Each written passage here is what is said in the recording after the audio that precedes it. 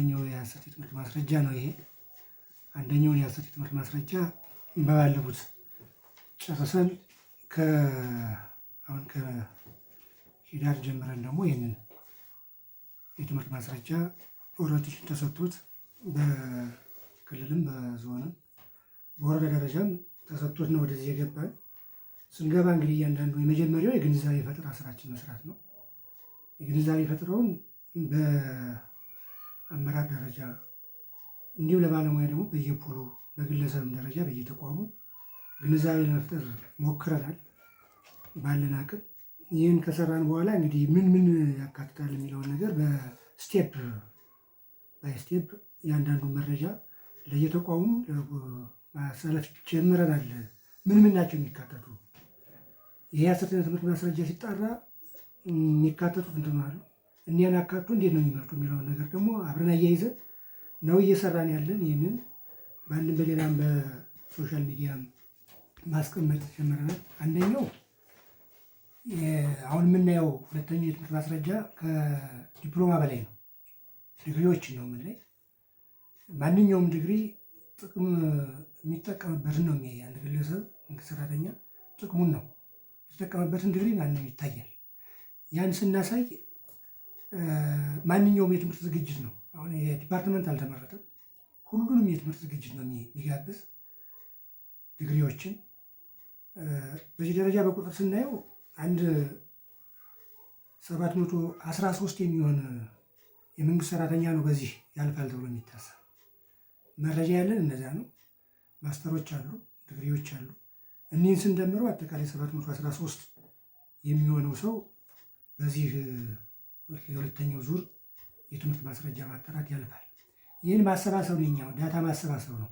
በፒዲኤፍ እየታሰረ ፒዲኤፉን የሚያስረው በራሱ ግለሰቡ ነው። ከሙያም አንጻር እያማከረ በራሱ ስማርት ስልክ ካለ ስማርት ስልክ እንዲነበብ አድርጎ ይገባል። ከገባ በኋላ ወደኛ ሸር እየተደረገ መቀበያ ፎርም አለ፣ የራሱን የቻለ ቅጽ አለ። ኦሪጂናሉ ዶኩመንት ይዞ ይመጣል። ኦሪጂናሉን ዶኩመንት እና በፒዲኤፍ የታሰረውን እናናብበዋለን። ያመጣውን ኦሪጂናል እና ከፋይሉ ጋር የተያያዘውን መረጃ እናናብበዋለን።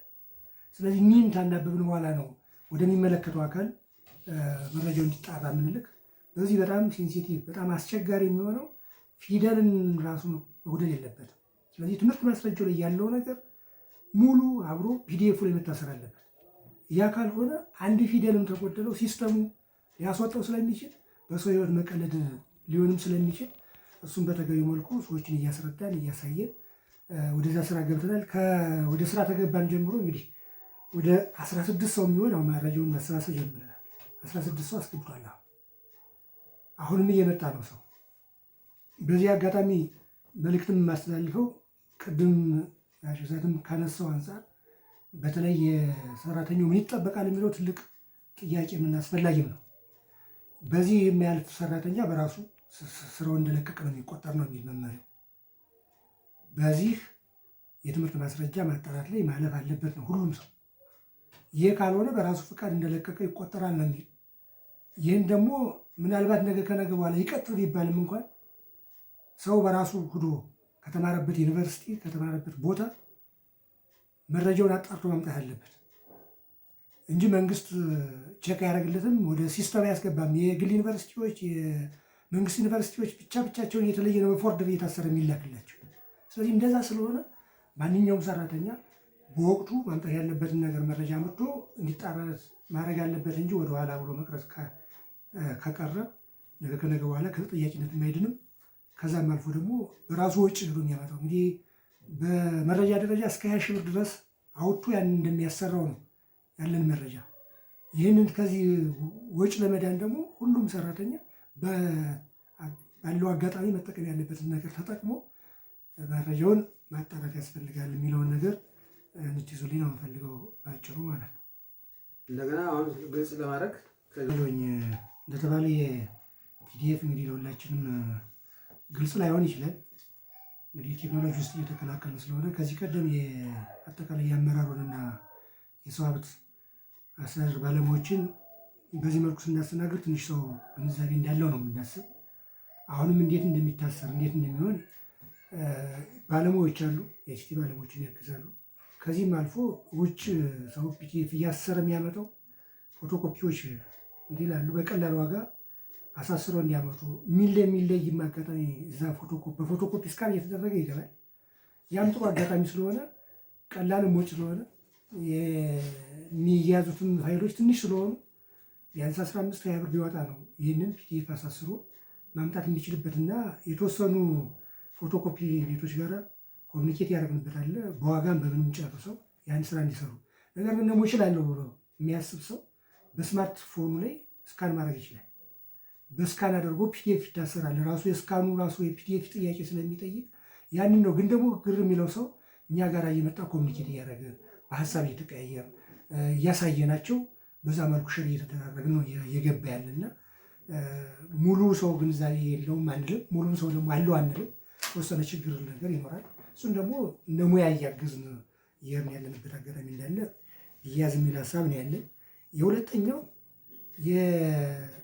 በራሱ ፈቃድ እንደለቀቀ ይቆጠራል ብለን የምናስበው መንግስት የዘረጋው እንትን አለ።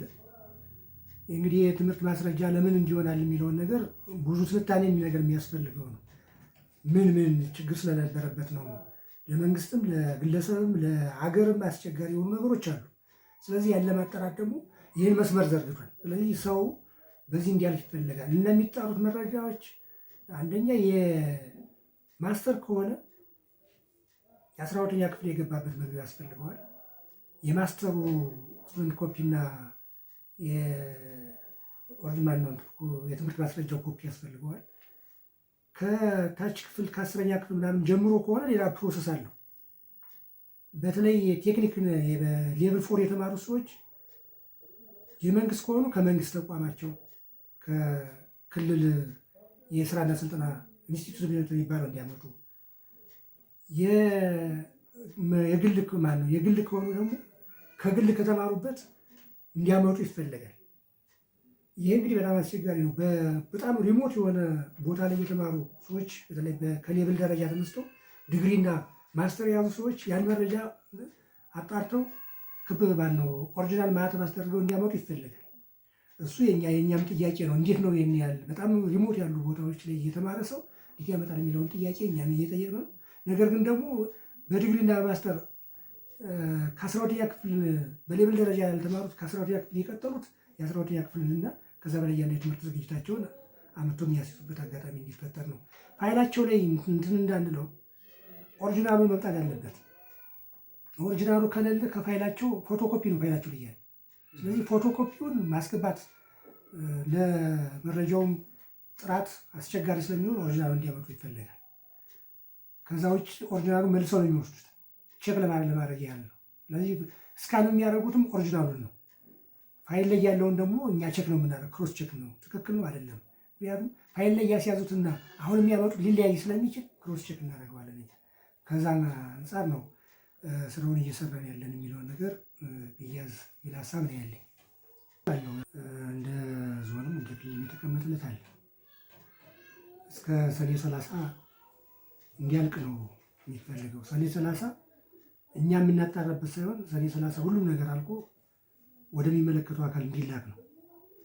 ግን በዞን ደረጃ እኛ እና እንደ ክልልም የተያዘበት እስከ ሚያዝያ 30 እንዲያልቅ ነው። ይህም ስቴጅ አውጥተናል። እንደኛ ወረዳ ስቴጅ ወጥቷል። በእናንተም ተቋም በሌላም ተቋም የደረሰ ይመስለኛል። በስቴጅ መሰረት እንዲገባ ነው። ምክንያቱም የሰው ብዛትም ስላለው ስራውም ስለሚያስቸግር በዛ ጊዜ ሰሌዳ ሰው እንዲያስገባ እንፈልጋለን። ሁለቷን ወር ግን ከሚያዝያ 30 በወር ግንቦትና ሰኔ የማጣራት ስራ የምንሰራበት ሰው መረጃ ነው፣ ህይወት ነው። ይሄ ደግሞ ባልተገባ መልኩ የሆነ ነገር ክሳራ ይዞ እንዳይመጣ ካስገባ ነው በኋላ እያንዳንዱ ነገር እናጣራለን። ለማጣራት 2 ወር ጊዜ ሰጥተናል። ስለዚህ እስከ ሚያዝያ 30 ሰው በተቀመጠለት የጊዜ ገደብ አስቀምጠናል። በዛ እንዲያስገባ ይፈለጋል። በዚህ መልኩ ቢያዝ የሚል እንትን ያለኝ እንግዲህ የማጣራት ስራው ከዚህ ቀደም የነበረው ያው ትንሽ አዲስም ከመሆኑ አንጻር ሲስተም ውስጥ የሚቀላቀል ነው። እንግዲህ በእኛ ደብረ ብርሃን ነው ስልጠናውን ወስደን የመጣን። ከወሰድን ጊዜ ጀምሮ ስራውን ሰርተናል። ከሰራን በኋላ እኛ የሚመለከተው ለክልል ማነው ለዞን ልከናል። ዞን ደግሞ ያጠቃልልና ወደ ክልል ይልካል። እንግዲህ በአጠቃላይ የኮሚቴ የተዋቀረ ንዑስና አብይ ኮሚቴ ያለው በእርሰ መስተዳደሩ የሚመራ ነው አብይ ኮሚቴው። ስለዚህ አብይ ኮሚቴና ንዑስ ኮሚቴ አሉት። እኒህ ኮሚቴዎች ናቸው መረጃውን እያጣሩ ለሚመለከተው የሚልኩ። ስለዚህ በእኛ አሁን ባለን መረጃ ለክልሉ ደብረ ብርሃን ድረስ ተሄዶ እያንዳንዷን ነገር እየተናበቡ ለክልሉ አስረክበናል።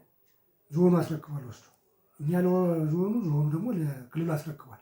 እንግዲህ ከዛ በኋላ ያለውን ፕሮሰስ ደግሞ ክልሉና ፌዴራል የሚጨርሱት እየተጣራ ነው። መረጃው ሄዷል። ምን ደረጃ ላይ እንዳለ እንግዲህ በእኛ ሌብል የምናውቀው ነገር የለም። አሁን ዞሮ ዞሮ ከእኛ እጅ ወጥቶ ከዞኑ እጅ ወጥቶ ለሚመለከተው አካል ደርሷል የሚለው ነገር ይያዝልኝ ጥሩ ነው ብዬ አስባለሁ። ዓላማውን በተመለከተ እንግዲህ አንደኛ ብዙ ዩኒቨርሲቲ ተምሮ የሚመጡ ሰልጥነው ስራ አጥ ሆነው የተቀመጡ ተማሪዎች አሉ። ስለዚህ በሙያው ሰልጥኖ መግባት እየቻለ ነገር ግን ደግሞ እንደ ሸቀጥ ከገበያ እየተገዛ ከሱቅ እየተገዛ ያን እድል እየዘጋ ነው። ስለዚህ ሰው እየተማረ ወደ ሙያው እየተቀላቀለ አይደለም። ያንን ደግሞ በሌላ አካል እየሸፈነ በፎርጅድም በምንም እየተሰራ እየተሸፈነ ስለሆነ ይህንን ማጥራት እና ብቁ የሆነ ባለሙያ መፍጠር የሚቻልበት አጋጣሚ እንዲፈጠር ነው። አንደኛ ብቁ አይደለም እየተገፋ የመጣው አካል መስራት ያለበትን ነገር እየሰራ አይደለም። ስለዚህ የሙያም ክፍተት እየፈጠረ ነው። ራሴ ለራሴ የሚል እንጂ ለሀገርና ለአካባቢ ለሕዝብ የሚል የተማረ አካል እየተፈጠረ አይደለም በየተቋሙ። ስለዚህ ያን ተቋም ለማብቃት አንዱ አማራጭ ተቋም እንዲበቃ የፎርጅድ የተባለ የትምህርት ማስረጃ ማጣራት ያስፈልጋል። ስለዚህ ሰው በሰራው ነው እንጂ ባልሰራው ልክ ማግኘት የለበትም። የስራንም ለማዘመን የሚመችን እነዛ ስለሆነው ሪፎርም ስንሰራ የመጀመሪያው ሪፎርም መሆን አለበት ይሄ ነው። ይሄ ሪፎርም ከሆነ ሌሎች ተቋሞች ለማብቃት አንቸገርም ነው። ስለዚህ የተማረ ኃይል እዛ ውስጥ ተቋም ውስጥ መቀላቀል የሚቻልበት እድል ስለሚኖር የሚል ዓላማ ስላለው ነው እየተሰራ ያለበት። ይሄ ዞሮ ዞሮ ለማንኛውም ሰው ግልጽ ነው።